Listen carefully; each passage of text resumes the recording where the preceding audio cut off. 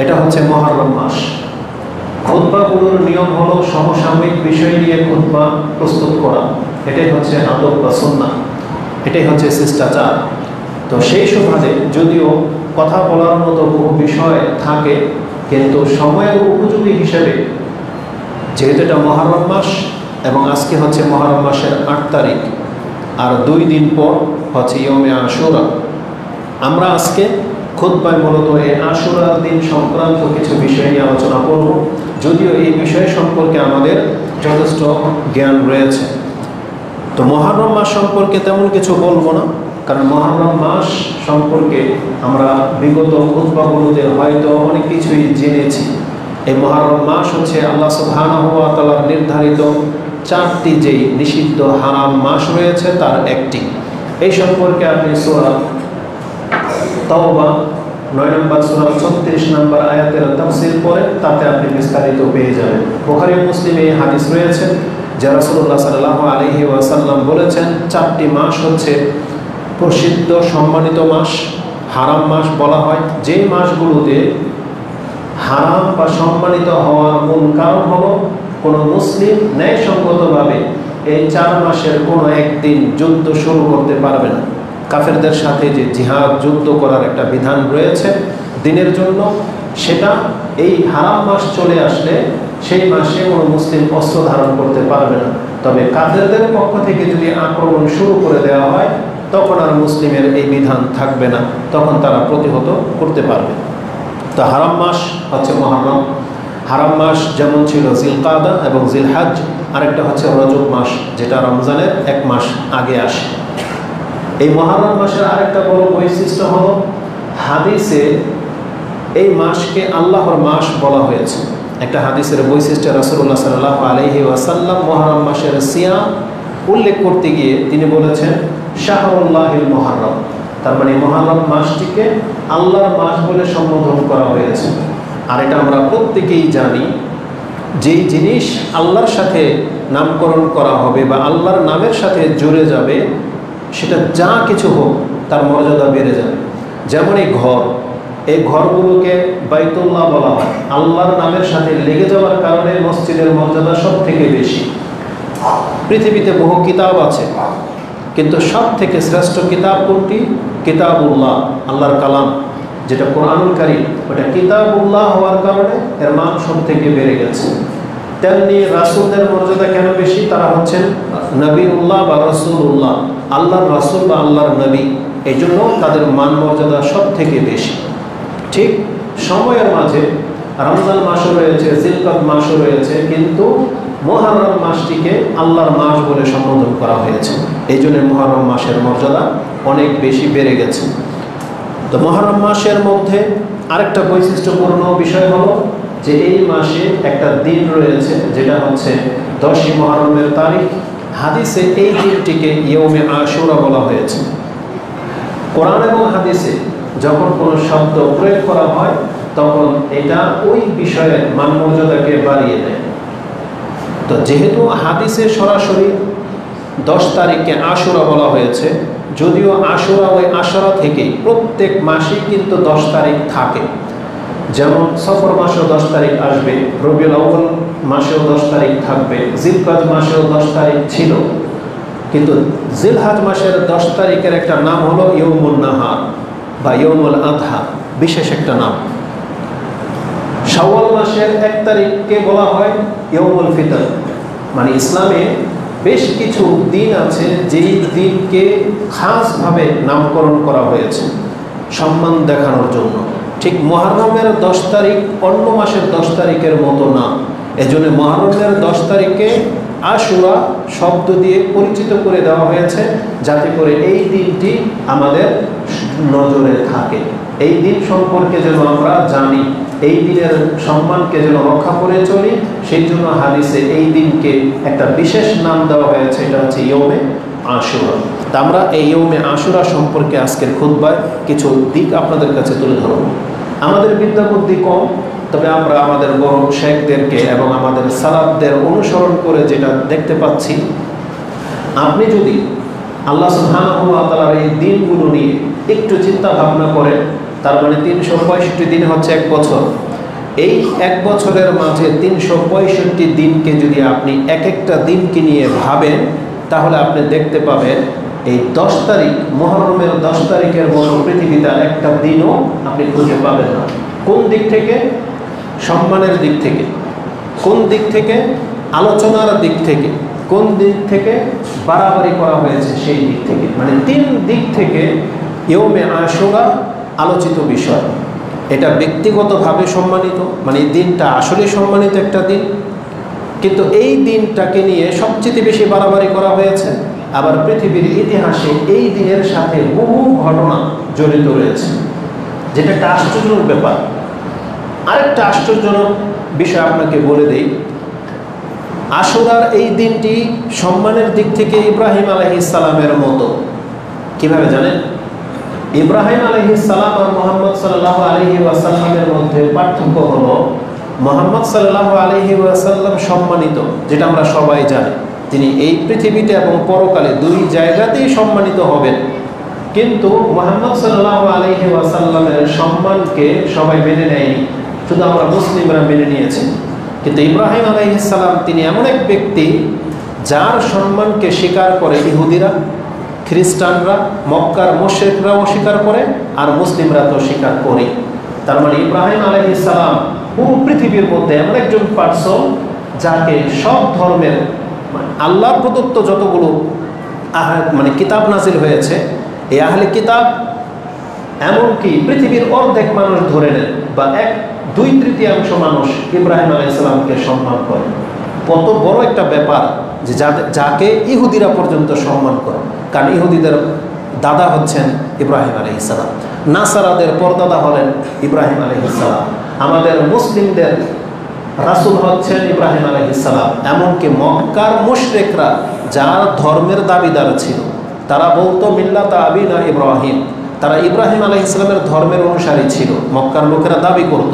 যেমন আমাদের সমাজে অধিকাংশ মানুষ যারা সম্মানের দিক থেকে নিজেকে হানাফি বলে দাবি করে, মানে ইমাম আবু হানিফা রাহমাহুল্লাহর দিকে সে নিসবত করে, যদিও তাকে অনুসরণ তারা করে না। তো মক্কার লোকেরও ঠিক তাই ছিল, তারা দাবিতে ইব্রাহিম আলাইহিস সালামের ধর্মের দাবিদার ছিল, যদিও তারা ইব্রাহিম আলাইহিস সালামের ধর্মকে অনুসরণ করতো না। এটা আরেকটা ব্যাপার।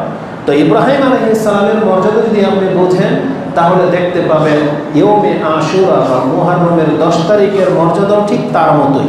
কারণ আমরা স্টাডি করে যেটা দেখতে পাচ্ছি, এই 10 মুহররম এটা এমন একটা দিন যেই দিনকে স্বয়ং ইহুদিরা পর্যন্ত সম্মান করে, খ্রিস্টানরা সম্মান করে, মক্কার মুশরিকরাও মুহররম সম্পর্কে জানতো। আর তার চেয়ে বড় ব্যাপার হলো ইসলামে মুহররমের মর্যাদাকে বহাল রাখা হয়েছে। ইসলাম কিন্তু এমন একটা ধর্ম, অতীতের বহু ঘটনা, বহু দিন কিন্তু রদবদল করেছে, নাসেখ মানসুখ হয়েছে। ইসলামে বহু বিধানকে রদবদল করা হয়েছে, কিন্তু মুহররমের সম্মানকে ইসলামে বহাল রাখা হয়েছে। এটা খুবই আশ্চর্যজনক একটা ব্যাপার। এবার আসলে আমি আপনাকে দেখাই যে মুহররমের দিনটিকে কিভাবে ইহুদিরা সম্মান করে থাকে। রাসূলুল্লাহ সাল্লাল্লাহু আলাইহি ওয়াসাল্লাম যখন মদিনায় আসলেন, তখন ইহুদিদেরকে দেখতে পেলেন যে 10 মুহররমের দিন তারা সিয়াম পালন করছে এবং এই দিনটিকে তারা ঈদের দিন হিসেবে গণ্য করত। তার মানে ইহুদিদের মধ্যে 2 ভাগ, এক ভাগ যারা মুহররমের দিনটিকে সিয়াম রাখত, আরেক ভাগ যারা সেই দিন সিয়াম রাখত না, বরং ঈদের দিনের মতো করে পালন করত।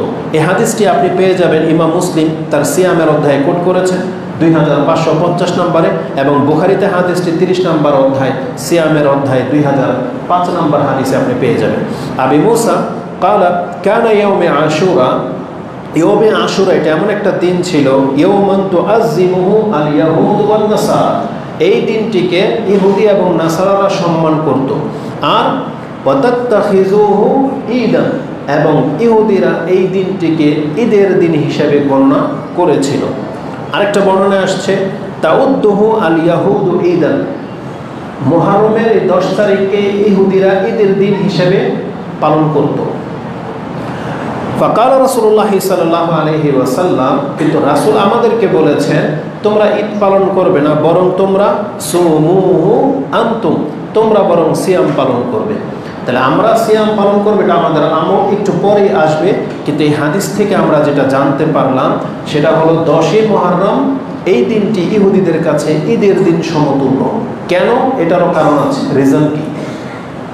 মানুষ কোন দিনকে ঈদের দিন হিসাবে বেছে নেয়? যেই দিন তাদের বড় ধরনের কোনো সুসংবাদ তাদেরকে দেওয়া হয় বা শোনানো হয়। যেমন মূসা আলাইহিস সালাম এবং তার কওমকে এই 10ই মুহররমের দিন বিজয়ী করা হয়েছিল এবং ফেরাউনকে ধ্বংস করা হয়েছিল এই 10ই মুহররমের দিন ছিল সেটি। তাহলে যেই জাতি একটা বড় ধরনের বিপর্যয় থেকে যেই দিন মুক্তি পেল, স্বাভাবিকভাবে তারা সেই দিনটাকে স্মরণ করবে যে এই দিন আজকে আমরা একটা বড় ধরনের স্বৈরাচার থেকে মুক্ত হয়েছি। এই জন্য ওই দিনটাকে তারা ঈদের দিন হিসেবে লালন পালন করত। তো ইহুদিদের মূল কারণ ছিল ওই ফেরাউনের ধ্বংসের কারণ থেকে। তাহলে এই দিন মূসা আলাইহিস সালামকে এবং বনী ইসরায়েলদেরকে উদ্ধার করা হয়েছিল বা আল্লাহ সুবহানাহু ওয়া তাআলা বিজয়ী দিয়েছিলেন। বলা যায় যে 10ই মুহররম এটা হচ্ছে হকের বিজয়ের দিন। এই দিনটাকে ইহুদিদের আরেকটা দল তারা সিয়াম পালন করত। তারা মূলত মূসা আলাইহিস সালামের কাছাকাছি ছিল, মানে অনুসরণের দিক থেকে একজন রাসূলকে যেভাবে অনুসরণ করতে হয়, ইহুদিদের মধ্যে একটা দল ছিল যারা মূসা আলাইহিস সালামের অনুসরণ করত। কিভাবে? আন ইবনে আব্বাস আন্না রাসূলুল্লাহ সাল্লাল্লাহু আলাইহি ওয়াসাল্লাম কাদিমাল মদিনা, রাসূলুল্লাহ সাল্লাল্লাহু আলাইহি ওয়াসাল্লাম যখন মদিনাতে আসলেন, ফাওয়াজাদাল ইয়াহুদু সিয়ামান ইয়াউমে আশুরা, দেখতে পেলেন যে কিছু ইহুদিরা সেই দিন সিয়াম অবস্থায় আছে। তখন রাসূল তাদেরকে জিজ্ঞেস করলেন, ফাকাল লাহু মা হাযাল ইয়াউম আল্লাযী তাসুমুনাহু, এটা কোন দিন, কেন তোমরা সিয়াম পালন করো আজকে? তখন জবাবে তারা বলেছিল, ফাকালু হাযা ইয়াউমুন আযীম নাজ্জাল্লাহু ফীহি মূসা ওয়া কওমা, এটা একটা মহান দিন, ইয়াউমুন আযীম বলা হয়েছে। হাযা ইয়াউমুন আযীম না আনজাল্লাহু ফীহি মূসা ওয়া কওমাহু ওয়া গাররাকা ফিরআউনা ওয়া কওমাহু, এই দিনে আল্লাহ মূসা এবং তার কওমকে মুক্ত করেছেন ফেরাউনের কবল থেকে, আর ফেরাউনকে ডুবিয়ে ধ্বংস করা হয়েছে। আরেকটা বর্ণনা তারা বলেছিল হাযা ইয়াউমুন সালেহ, এটা একটা পবিত্র দিন বা একটা সম্মানিত দিন। নাজ্জাল্লাহু বনি ইসরাঈল মিন আদুইহিম, বনি ইসরায়েলদেরকে তাদের শত্রুদের থেকে মুক্ত করা হয়েছিল এই দিন। এটা ছিল কারণ। কি কারণ? ইহুদিদের সিয়াম পালন করার কারণ। সেই কারণটা ইমাম বুখারী রাহিমাহুল্লাহ 1865 এবং মুসলিমে হাদিসটি 2548 রয়েছে। তাহলে এই দুইটা হাদিস থেকে আমরা দুইটা জিনিস পাই। এক হলো ইহুদিদের একদল সম্পর্কে যারা 10ই মুহররমের দিন ঈদ পালন করত, ইহুদিদের আরেকটা দল সম্পর্কে আমরা জানতে পারতেছি যে তারা মূলত সেই দিন সিয়াম পালন করত। যদি নবীর চরিত্র দেখি তাহলে দেখতে পাই ইহুদিদের এই যে দ্বিতীয় দল যেটা, সেটা নবীর সাথে মিল আছে, কারণ নবীর আদর্শ এখানে জড়িত। মূসা আলাইহিস সালামের আদর্শ ছিল এটা। ইহুদিরা এটাই বলেছিল যে এই দিন মূসা আলাইহিস সালামকে আল্লাহ যখন বিজয় দান করলেন, পরবর্তীতে প্রত্যেক এই দিনের বছরের এই দিনে মূসা আলাইহিস সালাম সিয়াম পালন করতেন। ফাসামা মূসা শুকরান লিল্লাহ ওয়া নাহনু নাসুম, মূসা আলাইহিস সালাম শুকরিয়া স্বরূপ সিয়াম পালন করতেন, তাই আমরা তার অনুকরণ করে আমরাও সিয়াম পালন করি, এটা বলেছিল ইহুদিরা। তখন মূসা আলাইহিস সালামের সুন্নতের দিকে খেয়াল রেখে রাসূলুল্লাহ সাল্লাল্লাহু আলাইহি ওয়াসাল্লাম তিনি বলেছিলেন, নাহানু আহাক্কু বিমূসা মিনহুম বা মিনকুম, তারা ইহুদিদের দিকে লক্ষ্য করে রাসূলুল্লাহ সাল্লাল্লাহু আলাইহি সাল্লাম বলেছিলেন, আমরা মূসার বেশি হকদার, কারণ আমি হচ্ছে মূসার ভাই। এই জন্য রাসূল আমাদেরকে বলেছেন, আনতুম আহাক্কু মিনহুম, তাদের থেকে তোমরা বেশি হক রাখো মূসা আলাইহিস সালামের শুকরিয়ায় অংশ নেওয়া, মূসার খুশিতে তোমরা খুশি হবে, এটা ইহুদিদের চাইতে আমাদের হক বেশি। তখন রাসূলুল্লাহ সাল্লাল্লাহু আলাইহি সাল্লাম আমাদেরকে আদেশ করেছেন, ফাসুমু আনতুম, তোমরা সিয়াম পালন করো।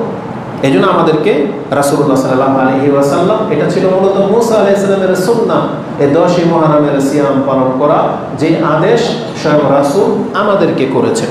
আর এই হাদিসের মধ্যে যেটা পেলাম যে ইহুদিদের এক দল তারা সিয়াম পালন করত, নাসারাদের কথাও এখানে আছে। তাহলে এই হাদিস দিয়ে প্রমাণ হয় যে ইহুদি নাসারাদের কাছে এই মুহররমের একটা ভ্যালু আছে। মুহররমের 10 তারিখের এই দিনটা একটা মর্যাদাপূর্ণ দিন। এবার আসুন মক্কার মুশরিকদের কাছে, আশ্চর্য ব্যাপার, ইমাম বুখারী সেই হাদিস কোট করেছেন। ইমাম বুখারী রাহিমাহুল্লাহ তার হজের অধ্যায়ের 47 নম্বর পর্বে আপনি হাদিস পেয়ে যাবেন 1592, এবং ইমাম বুখারী 97 নম্বর অধ্যায় কিতাবুত তাওহীদ এই হাদিস এনেছেন, যেটা আপনি 97 নম্বর অধ্যায়ে তাওহীদের অধ্যায়ের 5 নম্বর পর্বে পেয়ে যাবেন। ইমাম বুখারী রাহিমাহুল্লাহ আয়েশা রাদিয়াল্লাহু তাআলা আনহা থেকে একটা হাদিস এনেছেন যে কালাত, তিনি বলতেন, কানু ইয়াসুমুনা আশুরা, মক্কার কুরাইশরা তারা আশুরার দিনে সিয়াম পালন করতেন, কাবলা আইয়ুফরাদা রামাদান, রমজানের সিয়াম ফরজ হওয়ার আগে। তার মানে রমজান মাসের সিয়াম ফরজ হয়েছে 2য় হিজরিতে, আর রাসূলুল্লাহ সাল্লাল্লাহু আলাইহি ওয়াসাল্লাম মদিনাতে 2 বছর আর তার আগে মক্কায় 13 বছর ছিলেন। কিন্তু আয়েশা রাদিয়াল্লাহু তাআলা আনহা তিনি বলতেছেন, ওই মক্কার জীবনে তিনি দেখেছেন যে কুরাইশরা পর্যন্ত এই আশুরার দিনে সিয়াম রাখতো। কেন রাখতো এই ইতিহাস এই কুরাইশদের জানা ছিল না, কারণ তাদের ধর্মের বহু কিছুর বিকৃতি ঘটেছে।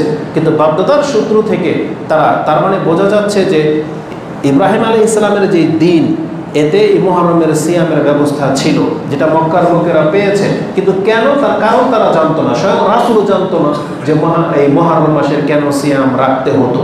কারণ রাসূল নিজেও তার বাপদাদার থ্রুতে তিনিও সিয়াম পালন করতেন, কিন্তু কেন তিনি জানতেন না বললাম, কারণ যদি তার জানা থাকতো তাহলে মদিনাতে এসে ইহুদিদেরকে জিজ্ঞেস করার কোনো প্রয়োজন ছিল না যে এটা আজকে কেন সিয়াম রাখবে, এটা কি, আজকে কি, এটা রাসূল সাল্লাল্লাহু আলাইহি ওয়াসাল্লাম তিনি জানতেন না, পরে তাকে জানানো হয়েছে। তো আল্লাহ সুবহানাহু ওয়া তাআলা এই মক্কার মুশরিকদের মাঝেও এই দিনের মর্যাদা অক্ষুণ্ণ রেখেছিলেন। কি পেলাম আমরা, যে তারা সিয়াম পালন করত কাবলা আইয়ুফরাদা রামাদান, রমজান মাসের সিয়াম ফরজ হওয়ার আগে। আর ওয়া কানা ইয়াওমান তুস্তারু ফিহিল কাবা, এবং মক্কার মুশরিকরা এই দিনটাকে এতটা সম্মান করত যে কাবার যে গিলাফ পরিবর্তন করা হতো সেটা এই মুহররমের 10 তারিখে করা হতো। তার মানে একটা সম্মানজনক দিনে তারা এটা করত। তো এই হাদিস ইমাম বুখারী কোট করেছেন। এখান থেকে এটাও জানা যায় যে কাবা যে গিলাফ চড়ানো হয়েছে এটা মূলত ইসলাম আসার পরে হয় নাই, বরং ইসলাম আসার বহু আগে থেকে এই প্রচলন ছিল, যেটাকে ইসলাম বহাল রেখেছে। রাসূলুল্লাহ সাল্লাল্লাহু আলাইহি ওয়াসাল্লাম এই ব্যাপারে কোনো রকমের উৎসাহিত বা নিষেধ কোনো কিছুই করেন নাই, মানে এই নিয়মটাই রেখে দিয়েছেন, যার ফলে এটা আজও পর্যন্ত বছরে একবার পরিবর্তন করা হয়। কিছুদিন আগে দেখেছি যে সেটা পরিবর্তন করা হতো আরাফার দিনে, জিলহজ মাসের 9 তারিখে করা হতো, যখন সব হাজিরা আরাফাতে ময়দানে অবস্থান করত, এই ফাঁকে তারা কাবার গিলাফটাকে পরিবর্তন করে নিত। কিন্তু বর্তমান সরকার আসার পরে তারা সে সিদ্ধান্ত চেঞ্জ করেছে, তারা এখন সেটা ওই আরাফার দিনে না বরং মুহররমের 1ম তারিখে এনেছে। যদি তারা মুহররমের 10 তারিখে আনতো তাহলে তাদের পূর্বপুরুষদের যে ধর্ম সেই ধর্মের দিকে ইঙ্গিত আমরা বুঝতে পারতাম। তো যাই হোক, এখন রদবদল হয়ে এখন মুহররমের 1 তারিখে, গত বছর তার আগের বছর দেখেছি মুহররমের 1 তারিখে তারা এই গিলাফ পরিবর্তন করে থাকে। তার মানে আমরা এই হাদিস থেকে জানতে পারতেছি এর ইতিহাস, যে এটা ইসলামেরও আগের ইতিহাস, যে মক্কার মুশরিকরাই কাবাগরের খাদেম যারা তারা এটা করতো, যে হাদিসটা আপনি বুখারীতে 1592 নম্বরে পেয়ে যাবেন। তাহলে 2টা ঘটনা থেকে আমরা জানতে পারি ইহুদিদের কাছে 10ই মুহররম সম্মানিত, খ্রিস্টানদের কাছে 10ই মুহররম সম্মানিত, মক্কার মুশরিকদের কাছে এই 10ই মুহররম সম্মানিত। এখন বাকি থাকে ইসলাম। আশ্চর্যের ব্যাপার হলো ইসলামে সেটাকে বহাল রাখা হয়েছে। কিভাবে? আসুন আমি আপনাকে দেখাই।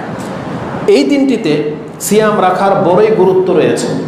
রাসূলুল্লাহ সাল্লাল্লাহু আলাইহি ওয়াসাল্লাম তিনি নিজে সিয়াম রাখতেন এবং আমাদেরকেও সিয়াম রাখার প্রতি তিনি উৎসাহিত করেছেন। এই মর্মে বেশ কিছু হাদিস রয়েছে। তার একটা হাদিস, আন ইবনে আব্বাস ক্বালা মা আলিমতু আন্না রাসূলুল্লাহ সাল্লাল্লাহু আলাইহি ওয়াসাল্লাম সাওমা ইয়াওমান, মা আরেকটা বর্ণনায় মা রাআইতু নবিয়্য সাল্লাল্লাহু আলাইহি ওয়াসাল্লাম ইয়াতাহাররা সিয়ামা ইয়াওমিন ফাদ্দালাহু আলা গায়রিহি আল আইয়াম আল ইয়াওম ইল্লা হাযাল ইয়াওম ইয়াওমি আশুরা ওয়া হাযা শাহর ইয়ানি শাহরে রমাদান। তিনি হাদিসটা বর্ণনা করেছিলেন রমজান মাসে। ধরে নেন আজকে রমজান মাস, আর একজন সাহাবী আমাদেরকে সংবাদ দিচ্ছেন যে রমজান মাস এটা এমন একটা মাস যে আমি কোনোদিন রাসূলুল্লাহ সাল্লাল্লাহু আলাইহি ওয়াসাল্লামকে কোনো মাসকে এতটা সম্মানিত ভেবে সিয়াম রাখতে দেখি নাই যতটা সম্মানিত ভেবে তিনি রমজান মাসকে গুরুত্বের সাথে সিয়াম রাখতেন। আর পৃথিবীতে এমন কোনো দিন আমি দেখি নাই যেই দিনটাকে রাসূলুল্লাহ সাল্লাল্লাহু আলাইহি ওয়াসাল্লাম এতটা সম্মানের সাথে সিয়াম পালন করতেন যতটা সম্মানের সাথে তিনি 10 মুহররম মানে ইয়মে আশুরার দিনের সিয়াম পালন করতেন। তার মানে রমজান মাসের গুরুত্ব যেমন দেখানো হয়েছে, আর দিন হিসেবে মুহররমের দিনকে অতটা গুরুত্ব দেওয়া হয়েছে। এবং আরেকটা বর্ণনায় যেটা আমরা গত পর্বে বলেছিলাম যে মা আফদালু সিয়ামে বাদা রামাদানা শাহরুল্লাহিল মুহররম, রমজান মাসের পরে যদি কোনো সম্মানিত সিয়াম থেকে থাকে তাহলে সেটা হচ্ছে 10 মুহররমের সিয়াম। এই হাদিস আমরা গত পর্বে আলোচনা করেছি। তাহলে এই হাদিস থেকে যেটা জানা যায় যে রাসূলুল্লাহ সাল্লাল্লাহু আলাইহি ওয়াসাল্লাম তাহাররাও মানে চাঁদ দেখে গণনা করে রাখতেন কবে আসবে সেই মুহররমের 10 তারিখ। এভাবে রাসূলুল্লাহ সাল্লাল্লাহু আলাইহি ওয়াসাল্লাম সিয়াম পালন করতেন। আরেকটা বর্ণনা আসছে কানা ইয়াউমে আশুরা ইয়াউমান তুআজ্জিমুহু আল ইয়াহুদ তাত্তাখিজুনা ঈদান। এই হাদিসটি একটু আগে আলোচনা করেছি। এখানে রিপ্লাই নিয়ে আসার কারণ হলো রাসূল নিজে যেহেতু গুরুত্বের সাথে সিয়াম পালন করতেন এবং তিনি আমাদেরকে বলেছেন অতএব তোমরা সিয়াম পালন করো। এই কথাটা কোথায় আছে? ওই যে একটু আগে যে হাদিসটা বর্ণনা করেছি মুসলিমের 2550, সেখানে রাসূল বলেছেন ইহুদিরা ঈদ পালন করে, তোমরা কি করবে? বরং তোমরা সুমুহু আনতুম, বরং তোমরা সিয়াম পালন করবে। তা আমাদেরকে 10 মুহররমের দিন সিয়াম পালন করার প্রতি আদেশ দেওয়া হয়েছে। কি আছে বা কি ফজিলত এই দিনে সিয়াম যদি আমরা রাখি, এই সম্পর্কে রাসূলুল্লাহ সাল্লাল্লাহু আলাইহি ওয়াসাল্লামকে জিজ্ঞাসা করা হয়েছিল। আন্না রাসূলুল্লাহ সাল্লাল্লাহু আলাইহি ওয়াসাল্লাম সুইলা ইয়াউমে আশুরা সুইলা আন সাওমি ইয়াউমে আশুরা ফাকালা ইউকাফিরু সানাতাল মাদিয়া। রাসূল বলেছেন এই সিয়ামের মাধ্যমে অতীতের 1 বছরের গুনাহকে আল্লাহ মাফ করে দিবেন। এই হাদিস ইমাম মুসলিম কোট করেছেন 2636 মানে 2636 নম্বরে পেয়ে যাবেন। এবং আরেকটা ভাষা হলো আহতাসিবু আলাল্লাহ, আমি আল্লাহর কাছে এটা আশা করি আইয়ুকাফিরা সানাতাল্লাতী ক্বাবলা, এর মাধ্যমে তোমাদের অতীতের 1 বছরের গুনাহকে আল্লাহ মাফ করে দিবেন। এটা হচ্ছে মুহররমের সিয়ামের মর্যাদা বা ফজিলত। আশুরার সিয়াম মূলত একটি, আশুরার সিয়াম 10 মুহররমের সিয়াম মূলত একটি। عن بعض أزواج النبي صلى الله عليه وسلم قالت كان رسول الله صلى الله عليه وسلم رسول الله صلى الله عليه وسلم এর কোন এক স্ত্রীর মাধ্যমে এটা বর্ণনা করা হয়েছে যে রাসূলুল্লাহ সাল্লাল্লাহু আলাইহি ওয়াসাল্লামের সুন্নাহ বা আদর্শ হলো তিনি এই দিনগুলোর সিয়াম কখনো ছাড়তেন না। এটা বর্ণনা করতে গিয়ে তিনি বলেছেন ইয়াসুমু তিসআম মিন জিলহিজ্জা, তিনি জিলহজ মাসের 9 দিন সিয়াম রাখতেন। ওয়ায়াউমে আশুরা, আশুরার দিনে সিয়াম রাখতেন। ও সালাসাতা আইয়ামিন মিন কুল্লি শাহর, তিনি প্রত্যেক মাসের 3 দিন আইয়ামে বীজ যেটা এই সিয়াম রাখতেন, ছাড়তেন না। আউয়ালু ইসনাইনি মিনাশ শাহর ওয়াল খামিস, এবং মাসের প্রথম সোমবার এবং বৃহস্পতিবার তিনি সিয়াম রাখতেন। এই হাদিসটি যদিও আমি বর্ণনা করলাম আবু দাউদে আছে, নাসাইতে আছে হাসান সনদে, কিন্তু এই হাদিসের মূল তাহকিকে যেটা দেখা যায় যে হাদিসের মধ্যে দুর্বলতা আছে। কারণ এখানে আমবাদি আজওয়াজিন নবী সাল্লাল্লাহু আলাইহি ওয়াসাল্লাম বলা হয়েছে, কার থেকে বর্ণনা এটা এখানে উল্লেখ নাই। আর এই হাদিসটি বিভিন্ন সূত্রে আসার কারণে নাসিরউদ্দিন আলবানী সহিত বলেছেন, মানে গ্রহণযোগ্য বলেছেন, কিন্তু হাদিসের মূল হচ্ছে হাদিসটি দুর্বল। কিন্তু এই হাদিসের মধ্যে সহিহ হাদিসের অনেক কথাই আছে, যেমন অবশ্যই রাসূলুল্লাহ সাল্লাল্লাহু আলাইহি ওয়াসাল্লাম মাসের 3 দিন সিয়াম রাখতেন, তারপরে আশুরার দিনে সিয়াম রাখতেন, সোমবার বৃহস্পতিবার সিয়াম রাখতেন, যদিও সেটা মাসের প্রথম সপ্তাহে না, বরং যে কোনো সোমবার যে কোনো বৃহস্পতিবারই রাসূল সিয়াম পালন করতেন। তো আশুরার সিয়াম যে একটি, এটা বলতে গিয়ে শুধু হাদিসটা আমি আপনার কাছে পেশ করেছি, কিন্তু বিশেষ একটা কারণে আমাদেরকে আশুরার সিয়াম 2টা রাখার পরামর্শ দেওয়া হয়েছে। সেই বিশেষ কারণটা কি? এটা আমাদের আলেমদের আবিষ্কার না, বরং রাসূলুল্লাহ সাল্লাল্লাহু আলাইহি সাল্লামের সময়কালেই সাহাবায়ে কেরামরা এটা উত্থাপন করেছিলেন। দেখেন কি উত্থাপন করেছেন। ইবনে আব্বাস ইয়াকুল হিনা সামা রাসূলুল্লাহ সাল্লাল্লাহু আলাইহি ওয়াসাল্লাম ইয়াউমে আশুরা, যখন রাসূলুল্লাহ সাল্লাল্লাহু আলাইহি ওয়াসাল্লাম আশুরার দিনে সিয়াম রাখলেন, ও আমারা বিসিয়ামিহি, এবং আমাদেরকেও যখন সিয়াম রাখার প্রতি আদেশ করলেন, কালু ইয়া রাসূলুল্লাহ, তখন রাসূলকে জানানো হলো ইন্নাহু ইয়াউমুন তুআজ্জিমুহু আল ইয়াহুদ ওয়ান নাসারা, এটা তো এমন একটা দিন যেই দিনকে ইহুদি এবং নাসারারা সম্মান করে। এই যে একটু আগেই বলেছি আমি যে প্রত্যেক ধর্মে আশুরার দিনের মর্যাদা আছে। তাহলে এই মুসলিমের হাদিস স্পষ্ট প্রমাণ করে যে ইন্নাহু ইয়াউমুন তুআজ্জিমুহু আল ইয়াহুদ ওয়ান নাসারা, এটা তো এমন একটা দিন যেই দিনকে ইহুদি এবং খ্রিস্টানরা পর্যন্ত সম্মান করে, তাহলে আমরাও তাদের মতো করে এই দিনে সিয়াম রাখবো। তখন রাসূলুল্লাহ সাল্লাল্লাহু আলাইহি ওয়াসাল্লাম তিনি তার ওপিনিয়ন একটা চিন্তা পেশ করেছেন। ফাকালা রাসূলুল্লাহ সাল্লাল্লাহু আলাইহি ওয়াসাল্লাম ফাইজা কানা আল ইয়াউমু আশুরা ইনশাআল্লাহুল আজিজ ইনশাআল্লাহু সুন্না আল ইয়াউম আত-তাসি, যদি আগামী বছর আশুরার দিন আসে তাহলে ইনশাআল্লাহ আমি 9 তারিখে সিয়াম পালন করব। কারণটা হলো কি, ইহুদি নাসারা, মানে আমাদেরকে শিক্ষা দেওয়া হয়েছে আমরা মুসলিমরা যেন সব ক্ষেত্রে ইহুদি নাসারাদের খিলাফ চলি। ইহুদি যদি ডান পাও দেয় আমরা বাম পাও দেব, ইহুদি যদি এই রাস্তা দিয়ে হাঁটে আমাদেরকে বলা হয়েছে সে রাস্তা ছেড়ে দেয়, দেখেন যেও না, অন্য রাস্তা দিয়ে হাঁটো। এটা ধর্মের ক্ষেত্রেও বলা হয়েছে যে ধর্ম ভালো কাজ, আশুরার দিনে সিয়াম রাখে ইহুদিরা, আমরাও রাখবো, ভালো কাজ, কিন্তু ওদের অনুকরণ হয়ে যাচ্ছে। তাই রাসূল বলেছেন ইনশাআল্লাহু সুন্না আল ইয়াউম আত-তাসি, ইনশাআল্লাহ আমি 9 তারিখে সিয়াম রাখবো, ওদের মতো 10 তারিখে রাখবো না। এই হাদিসকে দুইটা ব্যাখ্যা করা হয়েছে। আরেকটা ভাষা হলো লাইন বাকিতু ইলা কাবিলিন লা আসুমান্না তাসি, যদি আমি আগামী বছর বাকি থাকি তাহলে আমি 9 তারিখে সিয়াম পালন করব। তার মানে এখানে রাসূলুল্লাহ সাল্লাল্লাহু আলাইহি সাল্লাম 10 তারিখকে যেন ইগনোর করলেন, তিনি 10 তারিখের বদলে 9 তারিখে সিয়াম পালন করতে চাইলেন। তারপর রেজাল্ট কি, কালা ফালাম ইয়াতিল আমুল মুকবিল হাত্তা তুওয়াফিয়া রাসূলুল্লাহ সাল্লাল্লাহু আলাইহি ওয়াসাল্লাম, কিন্তু আল্লাহর ফয়সালা এটাই যে তার পরের বছর আশুরা আসার আগেই রাসূলুল্লাহ সাল্লাল্লাহু আলাইহি ওয়াসাল্লামের ইন্তেকাল হয়ে যায়। তার মানে এটা যদি মুহররম মাসের হাদিস হয়ে থাকে তার মানে আর মাত্র 1.5 মাস পরেই রাসূলুল্লাহ সাল্লাল্লাহু আলাইহি ওয়াসাল্লামের 12 রবিউল আউয়ালের সময় ইন্তেকাল হয়ে গেছেন, তার পরের বছর আর তিনি মুহররম পাননি। তো রাসূলের সেই ইচ্ছাটা থেকে গেছে। এই জন্য আলেমদের মধ্যে একটা মত হলো যে এখন 10 তারিখের জায়গায় 9 তারিখে সিয়াম রাখাটা হচ্ছে যুক্তিযুক্ত এবং এটা বেশি ফজিলতপূর্ণ। কিন্তু অন্যান্য আলেমরা, জমহুর যারা, অধিকাংশরা বলেছেন মূলত 10 তারিখে এখানে ইগনোর করা হয় নাই, বরং রাসূল সাথে 9 তারিখেও সিয়াম রাখতে চেয়েছেন। তার মানে দুইটা, 10 তারিখকে বাদ করা হয় নাই, ওটা বহাল থাকবে। 9 তারিখেও রাসূলুল্লাহ সাল্লাল্লাহু আলাইহি সাল্লাম যোগ করেছেন। তার মানে ইহুদিরা রাখে একটা সিয়াম, আমরা মুসলিমরা রাখবো কয়টা? দুইটা। ওই তখন থেকে এই দুইটার প্রচলন চালু হয়েছে। এই জন্য যারা পারবে অবশ্যই তারা দুইটা রাখার চেষ্টা করবেন।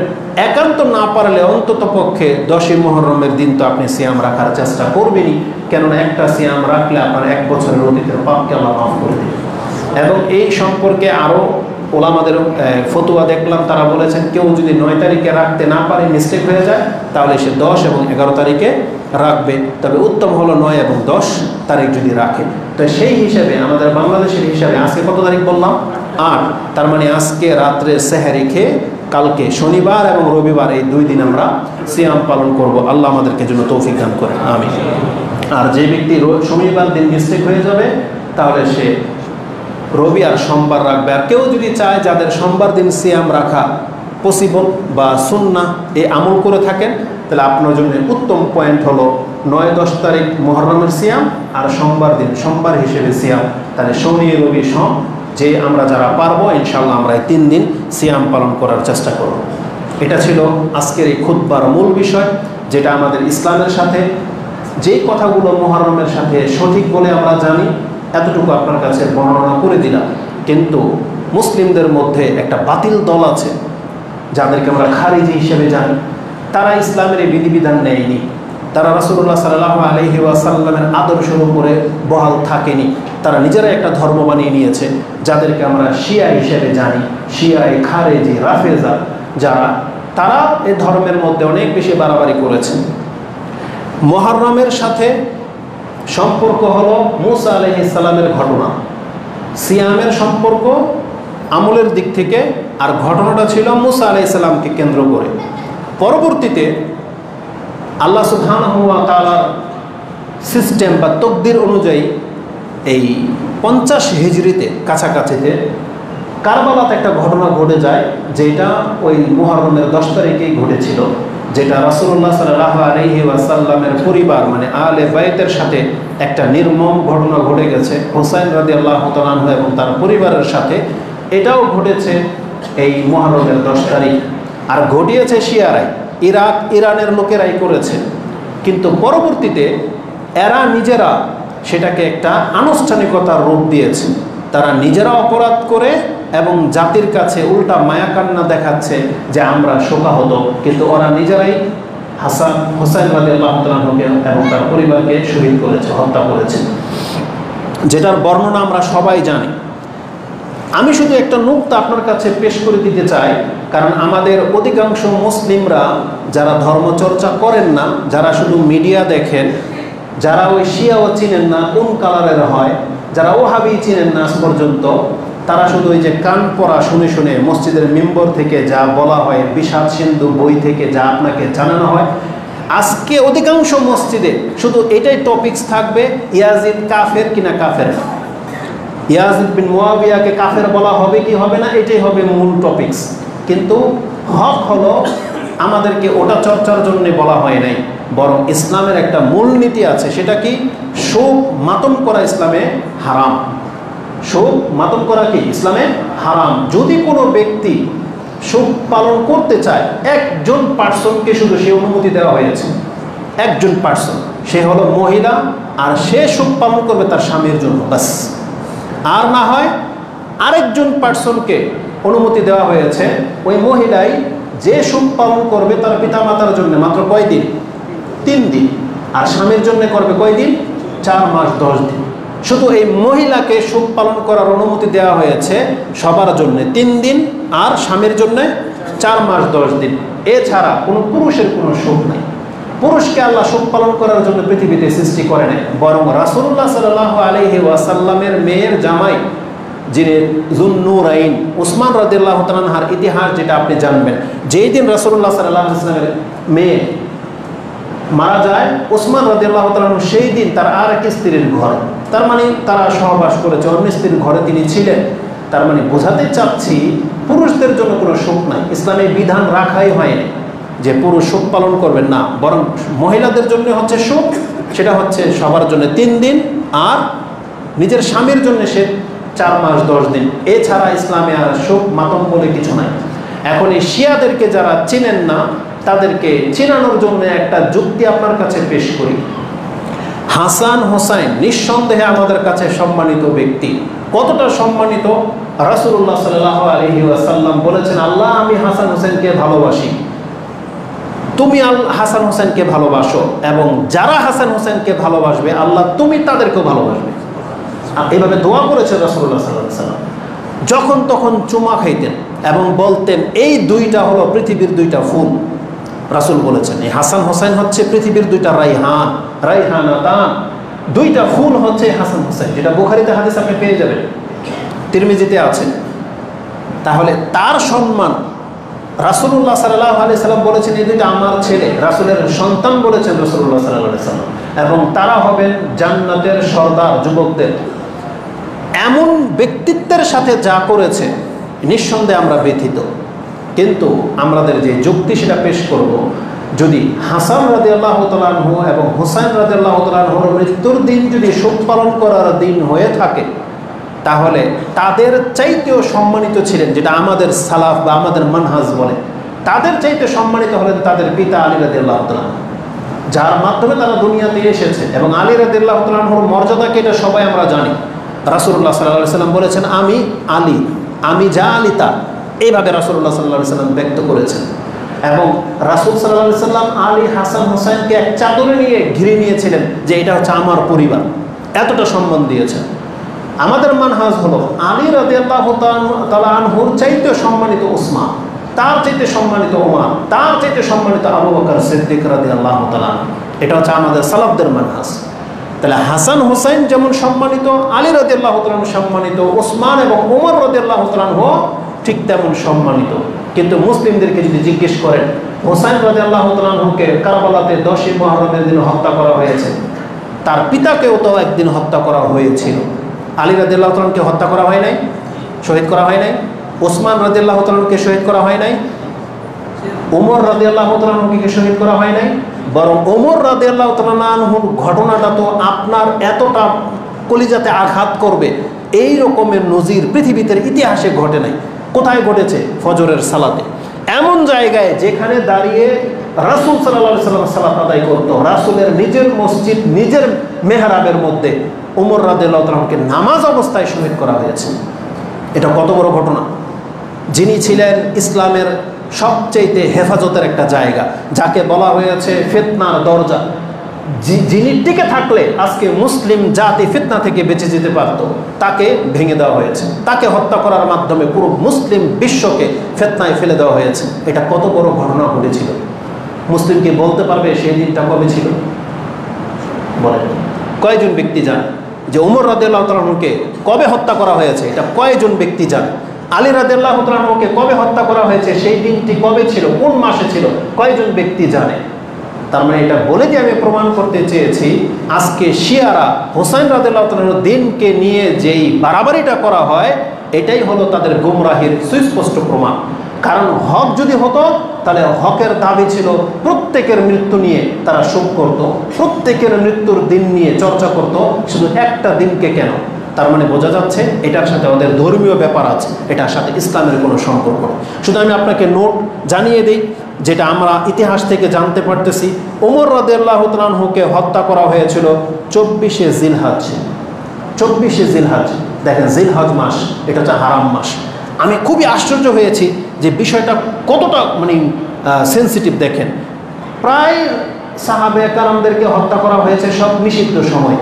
ওসমান রাদিয়াল্লাহু তাআলা আনহুকে হত্যা করা হয়েছে 28শে জিলহজ 35 হিজরি। আলী রাদিয়াল্লাহু তাআলা আনহুকে হত্যা করা হয়েছে কোনো বর্ণনায় 20, কোনো বর্ণনায় 21শে রমজানের দিন। রমজান মাসে আলী রাদিয়াল্লাহু তাআলা আনহুকে নামাজ পড়তে যাওয়ার পথে তাকে হত্যা করা হয়েছে। চিন্তা করা যায়? তাও খারিজি ফতোয়া দিয়ে যে আলী রাদিয়াল্লাহু তাআলা আনহু কাফের হয়ে গেছে। যিনি হচ্ছেন সার্টিফিকেট প্রাপ্ত জান্নাতি, তাকে কুফরি ফতোয়া দিয়ে হত্যা করে দেওয়া হয়েছে। এই জন্য বদ আকিদা খুব মারাত্মক একটা জিনিস। এই জন্য আকিদাকে আগে ঠিক করেন, সালফে সালেহিনদেরকে চেনার চেষ্টা করেন। মানুষের আকিদা খারাপ হয়ে গেলে এটা আপনাকে কতটা নিচে নামিয়ে দিতে পারে, এগুলো হচ্ছে তার প্রমাণ। আলী রাদিয়াল্লাহু তাআলা আনহুর মতন ব্যক্তিকে যেই ব্যক্তি কাফের ফতোয়া দিতে পারে, ও কত বড় ধার্মিক বলেন? ওর ধার্মিকতার শেষ আছে যে একজন সাহাবীকে অন্য জনের কাফের দেখতে পাচ্ছি। তাহলে আজকে আমরা যারা বক্তব্য করি কোরআন সুন্নাহ মতে, এই কবর পূজারীদের কাছে আমাদেরকে কাফের বলতে ওদের কোনো দ্বিধা লাগবে? কোনো দ্বিধা লাগবে না। এই জন্য কোরআন হাদিস এটা এমন একটা জিনিস, এটা সবাই তৌফিক পায় না। যারা এই মসজিদে আছেন, যাদের পর্যন্ত বক্তব্য যাবে, আপনি আল্লাহর কাছে আশ্রয় কামনা করেন, আল্লাহর কাছে হেদায়েত কামনা করেন যে আল্লাহ তুমি আমাকে হেদায়েত দান করো। এই অন্তরের মালিক হচ্ছেন আল্লাহ। এই অন্তর যদি ঘুরে যায়, পৃথিবীর কোনো শক্তি নাই এটাকে সঠিক পথ দেখাতে পারে। এই জন্য যদি মনে করেন যে আপনি আর আমি হক পথে আছি, তাহলে বলেন আলহামদুলিল্লাহ। কারণ এই হেদায়েতটা কিন্তু সবচেয়ে দামি জিনিস। এটা কত বড় গুমরাহি! একজন ব্যক্তি কত বড় ধার্মিক হয়ে গেছে যে আলী রাদিয়াল্লাহু তাআলা আনহুকে সে কাফের দেখতে পাচ্ছে। আমাদের বাংলার জমিনেও কিন্তু এরকম কাফের বলা ফ্যাক্টরির লোক কিন্তু আছে, যাকে তাকে কাফের বলে দেয়। তো এই জন্য এই গুমরাহি থেকে আমি আমার জন্য এবং আপনাদের জন্য আল্লাহর কাছে আশ্রয় চাচ্ছি। আমিন ইয়া রাব্বাল আলামিন। তো আলী রাদিয়াল্লাহু তাআলা আনহুকে 20-21 রমজানের দিন 40 হিজরিতে হত্যা করা হয়েছে এবং তার ভাই হাসান রাদিয়াল্লাহু তাআলা আনহুকে 28শে সফর বা আরেকটা বর্ণনা আসছে 2 রবিউল আউয়াল 49-50 হিজরিতে তাকে বিষ খাইয়ে হত্যা করেছে। দেখলে সবগুলো কাজ করেছে খারেজিরা অগ্নিপূজক। এই যে লুলু ফাইরোজ যেটা অগ্নিপূজক ছিল, পারস্যের লোক, ওমর রাদিয়াল্লাহু তাআলা আনহুকে হত্যা করেছে, ওসমান রাদিয়াল্লাহু তাআলা আনহুকে হত্যা করেছে খারেজিরা, আলী রাদিয়াল্লাহু তাআলা আনহুকে হত্যা করেছে খারেজিরা। এই সবগুলোই হচ্ছে ইরান এবং ইরাক, এই পারস্য সাম্রাজ্যের লোক। এই জন্য এদেরকে চেনার চেষ্টা করেন। এরা হলো মুসলিমদের সবচেয়ে বড় শত্রু। ইহুদিকে তো আপনি চিনেন, যেই ব্যক্তি বলবে আমি ইহুদি, আপনি বুঝে নেবেন এটা আমার শত্রু। কিন্তু শিয়াকে আপনি আপনার শত্রু মনে করেন না, বরং আপনি ওদের লেবাস, ওদের দাড়ি, ওদের পাগড়ি, ওদের চরিত্র দেখে আপনি মনে করবেন এটা হচ্ছে মুসলিমদের সবচেয়ে বড় একটা জামাত। কিন্তু এরা হলো ইহুদিদের খালাতো ভাই। এই জন্য এদের কাছ থেকে আল্লাহর কাছে আশ্রয় চাইবেন, এদের কাছ থেকে নিজে দূরে থাকার চেষ্টা করবেন। তাহলে এই 3 জন ব্যক্তিকে হত্যা করা হয়েছে, তাদের ডেট সম্পর্কে কোনো আলোচনা নাই, তাদের সম্পর্কে কোনো রোদন নাই। শুধু এই হুসাইন রাদিয়াল্লাহু তাআলা আনহুর দিনকে কেন্দ্র করে রোদন করা হয়। এটা হচ্ছে একটা গুমরাহি। এই গুমরাহি থেকে বেঁচে থাকার চেষ্টা করেন। আমাদের সমাজের মুসলিমরা ধর্ম না জানার কারণে আমরা ছোটবেলায় যেগুলো দেখে আসছি, আমি জানি না আপনারা এরকম দৃশ্য দেখেছেন কিনা। আমরা দেখেছি কুরবানির গোশতকে রিজার্ভ করে রাখা হতো, শুটকি করে রাখা হতো, ওই গোশত দিয়ে মুহররমের 10 তারিখে খিচুড়ি পাক করে বিতরণ করা হতো, শরবত বানিয়ে খাওয়ানো হতো, এবং তারা বৃষ্টির জন্য কুলা নিয়ে মানুষের বাড়ি বাড়ি পর্যন্ত যাওয়া হতো। এগুলো ঘটতো এই মুহররমকে কেন্দ্র করে। এই মুহররমের দিন বিয়ে শাদী করাটাকে অনেকে নাজায়েজ মনে করে, অনেকে অপয়া মনে করে। এগুলো কোত্থেকে আসছে? ইসলাম থেকে আসে নাই, এগুলো শিয়াদের কাছ থেকে আসছে। এজন্য আপনি বেঁচে থাকার চেষ্টা করেন। এই রোদন সম্পর্কে একটা হাদিস কঠিন, যেটা রাসূল বলেছেন। রাসূল বলেছেন, লাইসা মিন্না মান লাতামা আও দারাবা হুদুদা, তারা আমার অন্তর্ভুক্ত নয় যারা তাদের এই চাপটাঘাত করে, বুকের মধ্যে আঘাত করে এবং গালে থাবড়ায়, যারা চেহারাতে আঘাত করে, গালে থাবড়ায়, বুকে থাবড়ায়, তারা আমার অন্তর্ভুক্ত নয়। ওয়াশাক্কাল জুয়ুব, যারা জামা কাপড় ফিরে ফেলে, তারা আমার অন্তর্ভুক্ত নয়। ওয়াদাবি দাওয়াল জাহিলিয়া, এবং জাহিলিয়াতের মতো যারা ডাক ডাকে, কি ওই যে দেখবেন মাটিতে বসে বুক থাবড়াবে, জামা কাপড় ফিরে ফেলবে আর বলবে আমার অমুক, আমার তমুক, হায় হুসাইন, হায় হুসাইন, এরকম করে। তাহলে এই হাদিস বুখারী মুসলিমের হাদিস। মুসলিমে হাদিস ইমানের অধ্যায় আছে, যেহেতু রাসূল বলেছেন যারা এই চরিত্রের তারা আমার অন্তর্ভুক্ত না, মানে ইমান থেকে তাদেরকে বাহির করে দেওয়া হচ্ছে। ইমাম মুসলিম ইমানের অধ্যায়ে 186 নম্বরে আপনি হাদিস পেয়ে যাবেন, এবং বুখারীতে হাদিসটি আপনি 1294-তে পেয়ে যাবেন।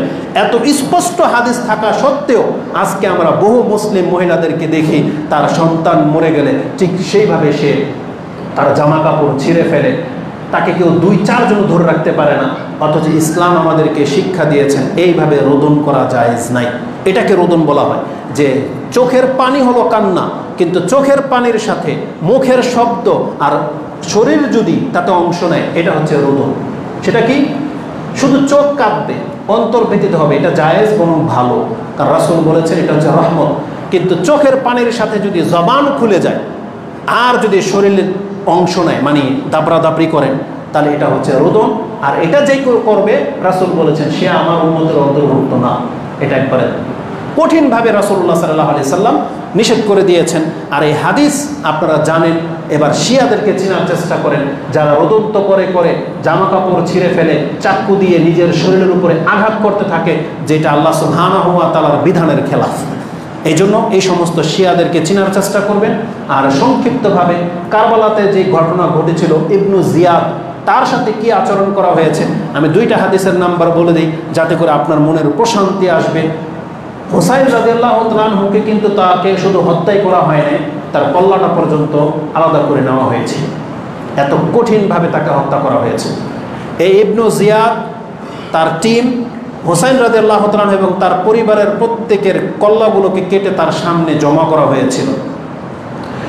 এই বেয়াদব এত বড় বড় আচরণ করেছে, সে তার সামনে যখন হুসাইন রাদিয়াল্লাহু তাআলার মাথাটা এনে প্লেটের মধ্যে রাখা হয়েছিল, তার হাতে একটা কাঠি ছিল, লাকড়ি বাটা একটা কিছু ছিল, সে এটা দিয়ে নাকের মধ্যে খোঁচাচ্ছিল। আর সে ব্যঙ্গ করে বলেছিল যে আমি এর মতন সুন্দর কোনো পুরুষ দেখিনি। এটা ইবনু জিয়াদ বলেছিল। সেখানে আনাস রাদিয়াল্লাহু তাআলা উপস্থিত ছিল ওই মজলিস। তখন আনাস রাদিয়াল্লাহু তাআলা তাকে ডেকে বলতেছেন, আমা তুমি সাবধান হও, ইন্নাহু কানা আশবাহাহুম বিরাসূলিল্লাহি সাল্লাল্লাহু আলাইহি ওয়াসাল্লাম, তুমি ক্ষান্ত হও। এই চেহারাটা যেটা তুমি কাঠি দিয়ে খোঁচাচ্ছ আর বলতেছো এর মতন সুন্দর কোনো পোলা তুমি দেখো নাই, তুমি জেনে রাখো এর চেহারাটা রাসূলুল্লাহ সাল্লাল্লাহু আলাইহি ওয়াসাল্লামের সাথে সব থেকে বেশি মিল রয়েছে। তার মানে হুসাইন রাদিয়াল্লাহু তাআলা চেহারার হুলিয়ার দিক থেকে রাসূলের হুবহু ছিলেন হুসাইন রাদিয়াল্লাহু তাআলা, আর বডি স্ট্রাকচারে হাসান রাদিয়াল্লাহু তাআলা রাসূলুল্লাহ সাল্লাল্লাহু আলাইহি ওয়াসাল্লামের বেশি মিল ছিলেন। তার মানে হুসাইন রাদিয়াল্লাহু তাআলার চেহারাটা ছিল হুবহু রাসূলুল্লাহ সাল্লাল্লাহু আলাইহি ওয়াসাল্লামের মতো। তখন ওর লাঠিটা টেনে নিয়েছিল। কিন্তু ও এই বেয়াদবি যে করেছে, এই হাদিসের মধ্যে, হাদিসের নাম্বারটা হলো ইমাম বুখারী 3748, তিরমিজিতে হাদিসটি 3778, 3778, আপনারা দেখে নেবেন।